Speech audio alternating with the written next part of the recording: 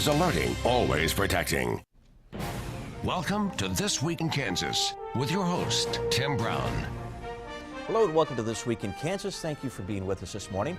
The Senate has voted for a plan to provide block grants to school districts, but now a three-judge panel says it might block the effort. Critics of the plan say the effort will hurt poor districts. Will Medicaid expansion happen in Kansas? Governor Sam Brownback says he might be for the move if the state doesn't suffer financially. Hearings debating expansion have been happening this week. Plenty to talk about this morning. Let's start with school finance and how that could impact the budget. Rodney, we've seen this idea of block grants that was floated a couple of weeks ago by Republicans, and I think at first blush a lot of people said, well, you know, maybe that makes some sense. Maybe they'll give school districts a little bit more freedom with how to spend the money that the state gives to them. And then some folks digging deeper have discovered some things that maybe they don't like, but others still like it. Right, and a seminal moment in the Tea Party movement was when Nancy Pelosi on the floor of the U.S. House of Representatives said, in debating the Affordable Care Act, said that we needed to pass it in order to find out what was in it. And so there's just kind of that feeling right now with the rush to go to this block grant system. And for a lot of people that just doesn't pass the smell test. And there's a really good example we can possibly talk about. Is the whole block grant thing potentially a good idea? Yeah, maybe. You know, I tend to agree with some on the right that stovepiping of funds, kind of limiting what local districts can do, getting away with that so they have more freedom to move funds around, might be beneficial to them. But we're talking about throwing out a formula that's been used for 25 years. Yep. And we're going to do this in a matter of 2 weeks. And I know it's temporary. This is going to happen for 2 years, and that gives them then 2 years to come up with some new kind of formula. But if this formula is so bad, why aren't we working now? Why aren't we leaving that in place until we can get a new formula? You know, Jim Ward is up in Topeka, and Jim, I'm curious, was this a gut and go? Is this what happened with this initial effort? Because we didn't really see the debate that I think a lot of people, and this is what Rodney was, I believe, alluding to a moment ago, we didn't really see the debate that a lot of people had hoped for with something this major. Yeah, and all you have to do is compare it to what we did 25 years ago. We spent a year. We had summer studies. We had a month in the House, a month in the Senate. We weren't afraid of superintendents and teachers and parents and smart people coming in and having a conversation about how best do we educate children. That was the focus for an entire year. Compare it to what happened this year. It was introduced on a Friday and it's on the way to the governor's desk a week later. And they're already talking about a bill to fix the mistakes they made in that week. And fundamentally, the difference between the two formulas are, the old formula was based on the needs of children. We paid a certain amount for every child that walked in the door. We added money if they had special challenges, like spoken language other than English, because we have to teach them English before we can teach them math. If they came in from poor and our families with a little more stresses, we know those children need extra help. We did things for smart kids. We did things for transportation. We did things to help make sure that we had the resources to educate all the kids. Under the block grant, we gave them less money and said, good luck. And we're not really sure how it's going to work. We don't have a plan in place if it doesn't work. And there wasn't much time to ask questions. You know, Jim, you mentioned giving less money. One of the comments that was made was that this actually increased, or at least brought back some of the funding that the governor had cut earlier in this session for schools. True or false? Yes and no, because it's government. There's never a clear answer. Yes, they put more money into the formula, into the block grants, but they also added a responsibility for capers that wasn't there before. So when you take away the money that needs to take care of that capers responsibility, less money for the classroom. Okay, so the total pot of money is a little bigger, about $300 million. But even my extreme conservative friends will admit to you that the new money is really just to pay for that capers responsibility that we were going to pay for anyway. You know, Rodney, we've even seen some Republicans come out and say, hey, we need to slow this process. And I can't remember what the name of the representative or senator was. I read this earlier today. But the comment was, we need to slow the process. We need to debate this. We need to get the experts in to testify. And it's just not happening. and a perfect example of that is Kansas has a law that says if you're over the age of 18 and you did not finish your high school diploma and you want to go back and do that, the local school district has a responsibility to afford you that ability. Yep. Well, what Kansas then set up was a system by which these people could go do that in a virtual, online, and in some cases an in-person classroom in which they're doing the stuff online. This block grant proposal initially did away with all of that funding in 2 years' time. And so what do we do now? Does a 35-year-old person, would they have then just been put into a regular school? Now that money did get put back in. Yeah. But interestingly, they created a formula to establish how that funding was going to go in the matter of a week. They threw this together. But and this is the point. This is why we need debate on this Exactly. whole situation, because, you know, when you think about it, okay, how many 35-year-olds want to go sit in a high school classroom? Right. Not many. Right. How many 35-year-olds don't work? Right. You know, that are, and some do and some don't, that are trying for their high school diploma, and GED doesn't really cut it like it used to. Not anymore. So you need that high school diploma, and if they're working their job at a fast food restaurant or whatever during the day, maybe the only way they're going to do this is through online education. And it's good to know that that money's back, but I think that's an excellent point, and this is why we need the debate on these very, very important issues. Right, and I think Jim alluded to something here. If you talk to a lot of these people on the far right, they reject the whole notion of base state aid per pupil.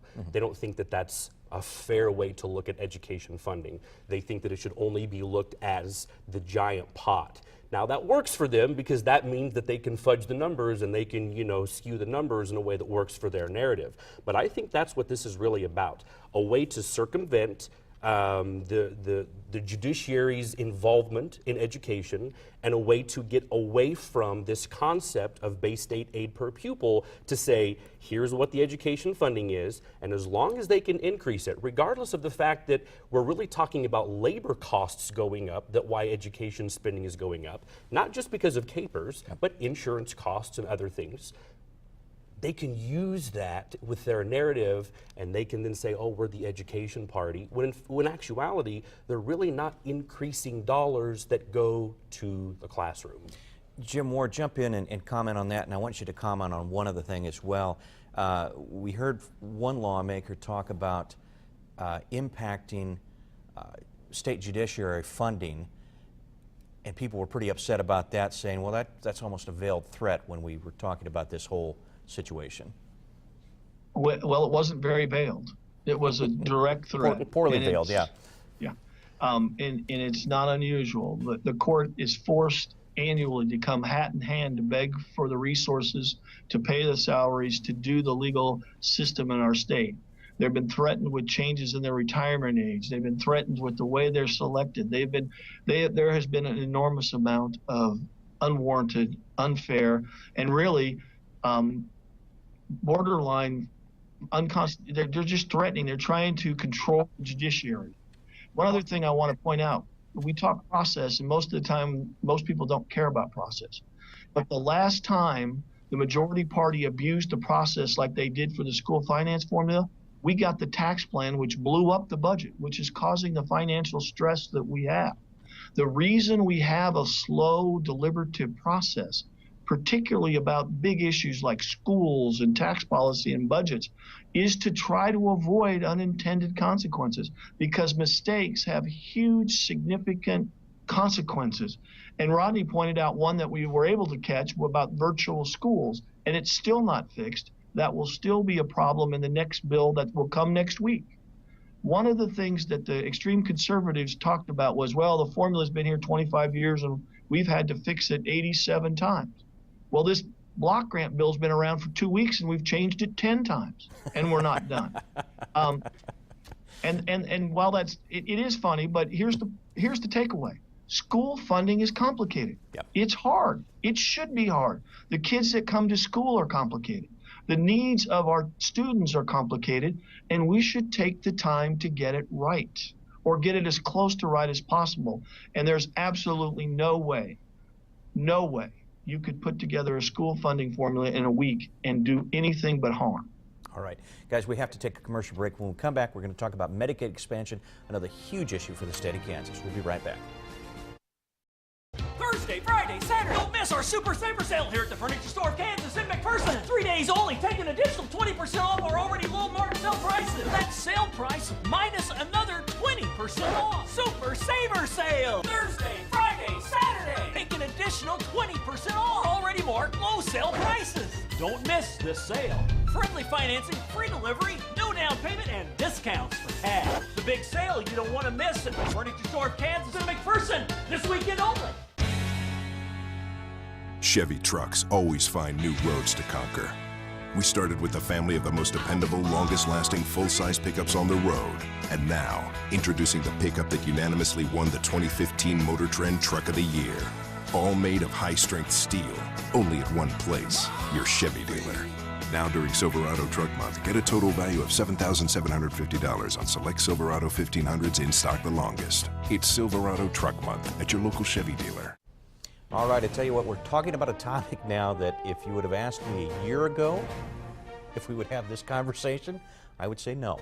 Medicaid expansion and the potential for this happening in the state of Kansas. I really thought this was a door that was shut and shut pretty firmly and locked. But I think there is maybe a little bit of a crack. And I want to start with Jim Ward on this one because Jim was in the hearings. We were actually taping on a Wednesday evening this week. And Jim, you were in the hearings today for Medicaid expansion. And you saw a large crowd there and some very, very passionate people. And tell us what happened. Well, Tim, it was one of the most powerful hearings that I've been involved with in my time in Topeka.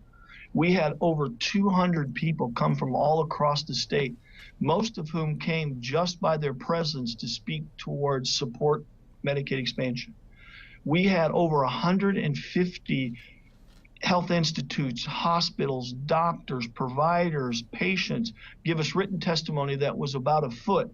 And I want to show, if you can see it, this is what the testimony looked like today. This is the written testimony. It's about an inch high.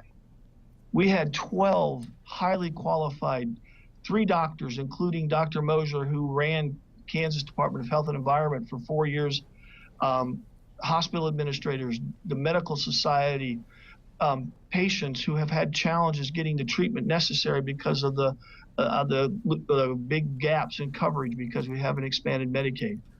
I have to tell you, somebody who's been advocating for this for about 3 years, the ground is moving very quickly. I heard many conservatives that I would have never thought would be advocating for Medicaid expansion talk about their local hospital closing if they don't get some money. Their local doctor may be moving because there's not enough resources to maintain a practice. And then you have the human cost, which is 150,000 Kansans are being denied denied insurance that we've already paid for. It was a very powerful day in Medicaid expansion. Jim, do you think this would have, I mean, if I would have asked you this question a year ago, would you have dreamed that this day would happen this soon? Well, and I'm not saying it's past, it's a long ways from that happening, but I am kind of surprised with the traction this has gotten recently. Well, I am a Democrat in Kansas, which is the definition of an optimist. But 2 weeks ago, they had written Medicaid off for this year. No way it would happen. A couple of procedural moves, and we had a very powerful hearing. You now hear the governor saying things like, I could sign a Medicaid expansion bill if it's paid for. You're hearing people that have never indicated support for Medicaid expansion saying it's time we start looking at it. I wouldn't start signing up for it yet, but there's a chance. And as long as there's a chance, we'll keep fighting.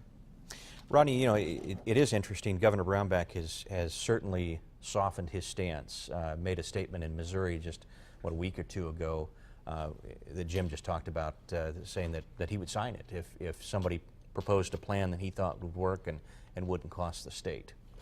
And I think that's the key, yep, is the financial impact. And I would argue, and this is purely speculative, but I would think that if there are some of those pretty far to the right who are now listening to this, it might be because they see a revenue stream, mm-hmm, and I don't know how fungible the big giant pot is, but you know, we do have a general balance that we have to come out at zero with, and right now we're in a hole. But largely Medicaid expansion is about presuppositions, and I know that there was probably lots of testimony on that side. I don't know if my opinions on it matter necessarily. Of course they do, Rodney. That's why you're on the show. I'm just not sure. My heart goes out to people who, for whatever reason, can't get health insurance, although I thought that's what the Affordable Care Act was supposed to Well, this is part of the help. Affordable Care Act. It's right. But a section of it. There's some retorts here. You hear a lot of proponents talk about, well, this is money that Kansans have already sent to Washington, D.C.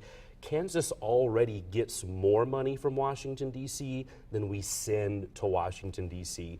So I don't know if that argument really can hold that much water. Plus, I'm not sure if you can really say that there's a one-to-one causal effect when it comes to money like that anyway.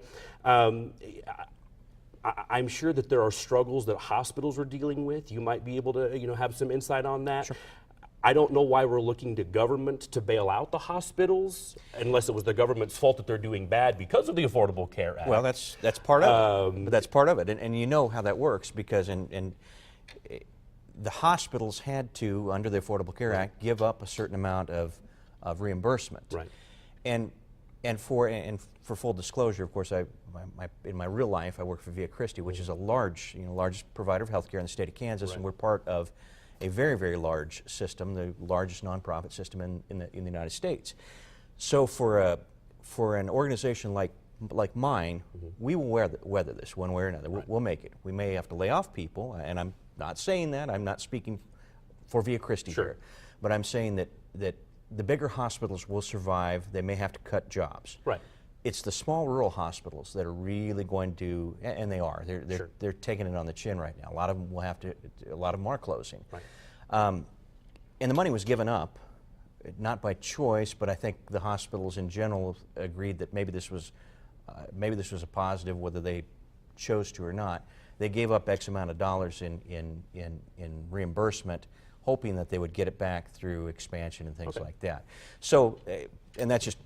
But we're still talking about the government giving more money to hospitals, the government putting more people on essentially welfare, creating more dependency on the government. And again, I feel for them. The question is now the time to do that? Can Kansas afford it? Can the federal government afford it? And I know I sound like an arch conservative right now, which is probably shocking to some of the viewers. Well, but those are serious questions that have to be a part of this. I know there's a human component. I feel for those people. I've struggled with insurance just recently myself, but there are some serious financial discussions that have to go along with this. Well, Jim, I want you to come in and have one more say on this as well, too, because I think Rodney makes an interesting point. The money is flowing out of the state from a tax standpoint. Some money will come back into the state with Medicaid expansion, but it comes back in a couple of areas, Jim, and I think you can make this point probably better than I. It comes back not only in the coverage that these people will have and the fact that these people will be signed up, but it also comes back, you'll get kind of the benefit, the economic benefit from these health institutions receiving more money, and particularly these small town hospitals that are able to then survive at that point. Does that make any sense at all? Yeah, absolutely, Tim. You described the hospital situation well. I want to start with the primary principle that Rodney was talking about. There are 350,000 Kansans without insurance.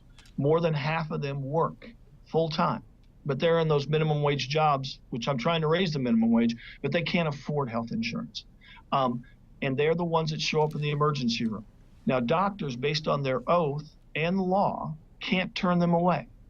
And so all of us pay the bill that have insurance because hospitals pass that cost off. Now, the federal government several years ago said we don't want to drive people out of the insurance market because we raised the cost so high. So we will send money back to the hospitals to try to keep that cost down, understanding that there are a lot of people who don't have insurance. It's not really welfare. It's just overpriced outside their reach. And that was called dish payments, and there were some other supplemental payments, basically so hospitals would not pass all that cost off. Now, when the Affordable Care Act was passed, Medicaid expansion was going to happen. It was part of the law, And so they said, we don't need to send those payments to the hospitals anymore because people are going to come to the hospital with insurance, and the hospitals will get paid in a different way. Now they're in the worst of all worlds. They have more people showing up at the hospital without insurance. They've lost the subsidies that the federal government sent to help pay for those people, and we haven't paid for Medicaid expansion, or we haven't done Medicaid expansion. So it's a lose, lose, lose situation, both in terms of economics and the human cost. As for the cost to the state will get, the federal government pays for another year and a half without any state contribution. Today, as we sit here now, the state of Kansas has given up $460 million in health care coverage dollars from the federal government by not expanding. You can go up and look in the Kansas Hospital Association. They keep a running total. After a year and a half goes by, it ratchets up to 10%. And there are a number of tools out there that we can do to make that pay for without dipping into the state general fund. And those are being talked about. All right. We have to take a commercial break. We're way behind in the show. We've got to get used to this 30-minute thing. We'll be back in a minute. It looks like it's starting to let up a bit. Okay, sounds good. Staying relevant in today's marketplace means working with a cooperative whose business is being relevant, so that what you do in here Just stay here. makes sense out there.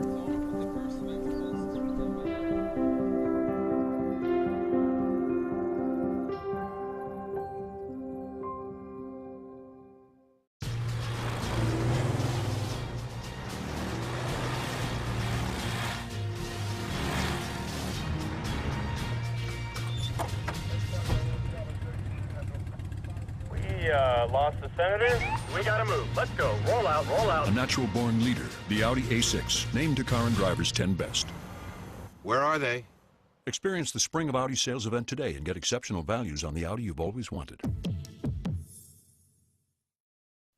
And welcome back. Constitutional carry looks like it will be happening in the state of Kansas. Rodney, quickly, your thoughts on the latest here. I think regardless of how people probably truly feel about this, this comes down to the power of the National Rifle Association and the Kansas Rifle Association, and regardless of the rationality or irrationality behind this, this is going to pass overwhelmingly because Republicans don't want to get primaried, and some Democrats probably don't want to deal with it in the general election. If they want to win an election, they don't want to deal with the power and the money that is the NRA and the KSRA. You know, I was reading an email, or had let you read an email that I received after the last show that we talked about constitutional carry, and it's interesting because the comment that I made during that program was, I really don't care if you own a gun. I don't care if you carry it concealed. My thought is, though, you need to have some type of training if you're going to carry a lethal weapon around with you. I've owned guns before. I honestly don't have an issue with that. And wow, that made some people really angry. So you can tell that this is such a hot button issue with people, and guns and abortion, Yep. generally the two wedge issues that Republicans really try to go after. particularly here in the state of Kansas. Yep. Jim, your thoughts on constitutional carry? This is going to happen, right? Yes, I would be surprised if it didn't have 100 out of 125 votes in the House. I supported carry and conceal when it had some training, just like I support people driving cars once they show that they can drive a car. I also thought the idea of doing a background check to make sure that you don't have mental instability or abusive or violent behavior made sense before you could carry a gun in secret when I wouldn't know it. That's not going to be the law in Kansas too much longer. They're going to remove that training and background check, other than what's required under federal law. Yeah, it's an interesting situation, Jim, and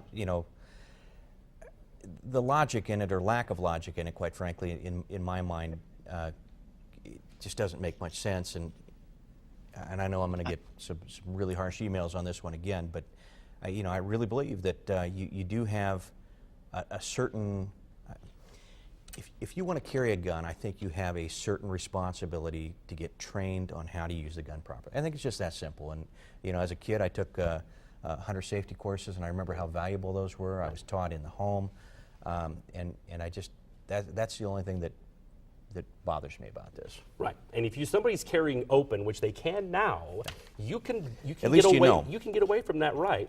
But there's not going to be a cowboy mentality. There's going to be less of a cowboy mentality if they go through the training. Which the first lesson is about the lethality and the legality of when you draw that weapon. Exactly, and that's a great point. Okay, we're going to take another commercial break. When we come back, we'll talk about Chris Kobach. We'll be back in a minute. I love this show. Yeah, we just started. It's good. Especially when it's going. We just started watching.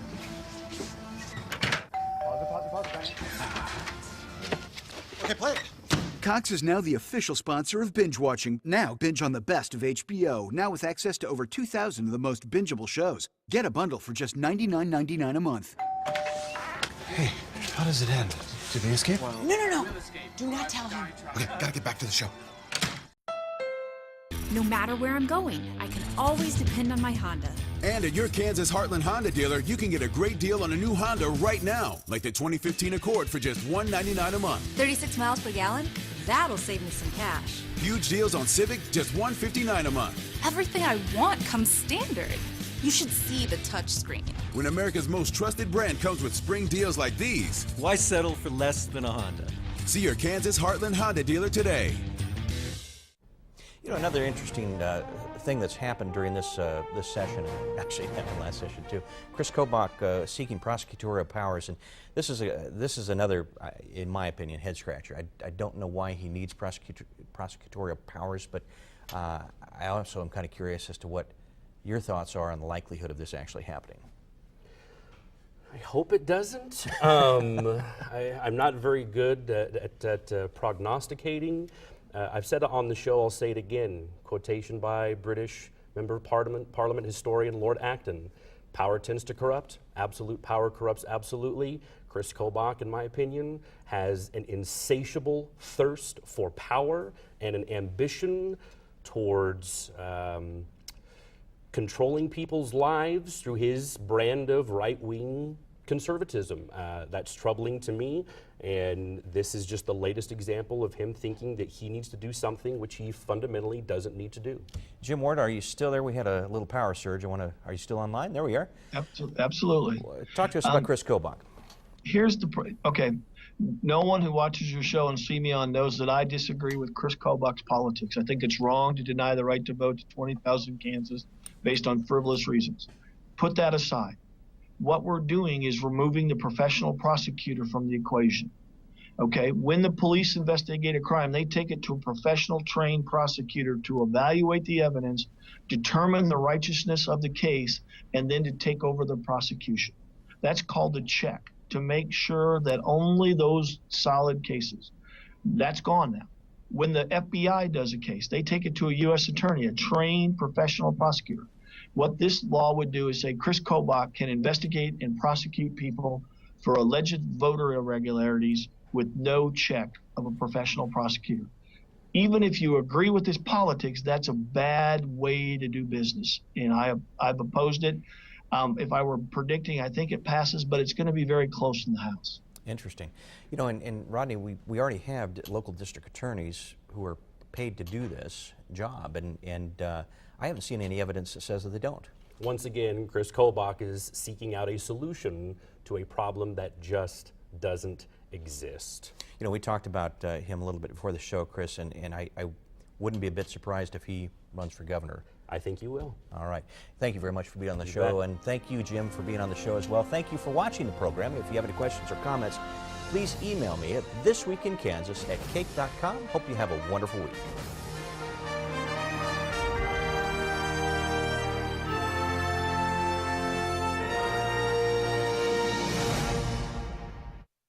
Save big at Menards.